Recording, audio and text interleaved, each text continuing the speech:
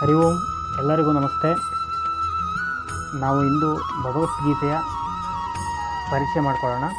ಎಲ್ಲರಿಗೂ ಭಗವದ್ಗೀತೆಯನ್ನು ಕೇಳಬೇಕು, ಓದಬೇಕು, ಅರ್ಥೈಸ್ಕೊಳ್ಬೇಕು ಅಂತ ತುಂಬ ಆಸೆ ಇರುತ್ತೆ. ಹಾಗಾಗಿ ನನ್ನ ಧ್ವನಿಯ ಮೂಲಕ ಭಗವದ್ಗೀತೆಯನ್ನು ಎಲ್ಲರ ಕಿವಿಗೂ ತಲುಪಿಸ್ಬೇಕು ಅನ್ನೋ ಒಂದು ಉದ್ದೇಶದಿಂದ ಒಂದು ಚಿಕ್ಕ ಪ್ರಯತ್ನವನ್ನು ಮಾಡ್ತಾಯಿದ್ದೀನಿ.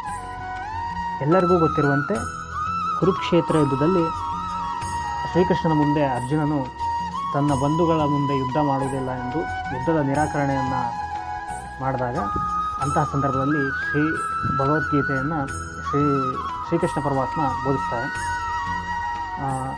ಇದರಲ್ಲಿ ಒಟ್ಟು 18 ಅಧ್ಯಾಯಗಳು ಇದೆ. 701 ಶ್ಲೋಕಗಳನ್ನು ಒಳಗೊಂಡಿದೆ.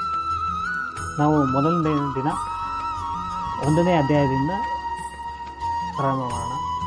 ಧೃತರಾಷ್ಟ್ರ ಉವಾಚ: ಧರ್ಮಕ್ಷೇತ್ರೇ ಕುರುಕ್ಷೇತ್ರೇ ಸಮವೇತಾಯುತ್ಸವಂ ಮಾಮಾಕಾಂ ಪಾಂಡವಾಶ್ಚೈವ ಕಿಮಕುರ್ವಾತ ಸಂಜ್ಞೆಯ. ಸಂಜಯ ಉವಾಚ: ದುಷ್ಟಾತು ಪಾಂಡವಾನೀಕಂ ವ್ಯೂಢಂ ದುರ್ಯೋಧನಸ್ತದಾ ಆಚಾರ್ಯಂ ಮುಪಸನ್ನಗಮ್ಯ ರಾಜ ವಚನಮಬ್ರವೀತ್. ಮೊದಲನೇ ಶ್ಲೋಕದಲ್ಲಿ ಹುಟ್ಟು ಕುರುಡನಾಗಿರ್ತಕ್ಕಂಥ ಧೃತರಾಷ್ಟ್ರರು ಕೇಳ್ತಾರೆ ಸಂಜಯನ ಬಳಿ, ಧರ್ಮಕ್ಷೇತ್ರವಾಗಿರ್ತಕ್ಕಂಥ ಪವಿತ್ರವಾದ ಕುರುಕ್ಷೇತ್ರದಲ್ಲಿ ಯುದ್ಧಕ್ಕೆ ಸಜ್ಜಾಗಿರುವಂತಹ ಮಾಮಕ ಅಂದರೆ ಕೌರವರು ಹಾಗೂ ಪಾಂಡವರು ಏನು ಮಾಡ್ತಾ ಇದ್ದಾರೆ ಸಂಜಯ ಅಂತ ಕೇಳ್ತಾರೆ.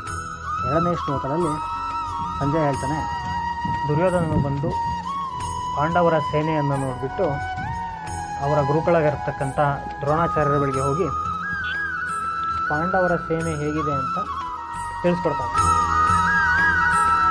ಇದೇ ರೀತಿ ಮುಂದಿನ ವಿಡಿಯೋದಲ್ಲಿ ಮುಂದಿನ ಶ್ಲೋಕಗಳ ಬಗ್ಗೆ ತಿಳ್ಕೊಳ್ಳೋಣ. ಜೈ ಹಿಂದ್. ಭಾರತ ಮಾತಾ ಕಿ ಜೈ. ಜೈ ಶ್ರೀಕೃಷ್ಣ.